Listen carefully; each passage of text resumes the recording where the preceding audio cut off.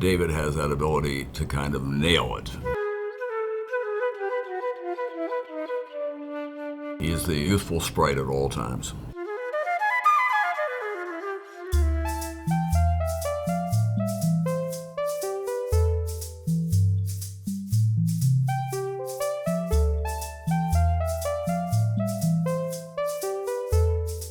He has that kind of range, which makes him really unique. As a reporter, I appreciated his keen eye for the essence of a story. It always has a freshness about it. It always takes you to another truth in any event that you're looking at. I went to Vietnam, and a few months after that, David arrived from the States, as we became good pals in Saigon very quickly. You know, and a year later, he won the Pulitzer Prize for a collection of his work from Vietnam. The war photography that he did provided kind of a rush of history, as well as a kind of rush of recognition of our own pasts and our shared humanity.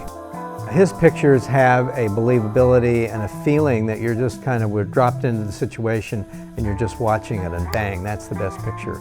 He knows when to press the button. The deal was sealed when he came to the White House and started covering Jerry Ford. David is recognized as one of the handful of great photographers who also are people who are friends with national and world leaders, and people will trust him to take pictures in their world. His personality was such that people were at ease around him, and he brought out the best in them. He got their personality in the print. It's not easy to do often, especially for practiced people who are politicians or public figures of one kind or another. David could penetrate that.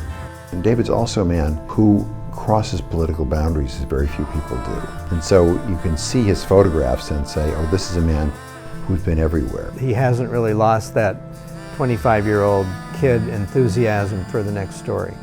David never ran out of smart aleck cracks. He was always upbeat and going around and helping people out.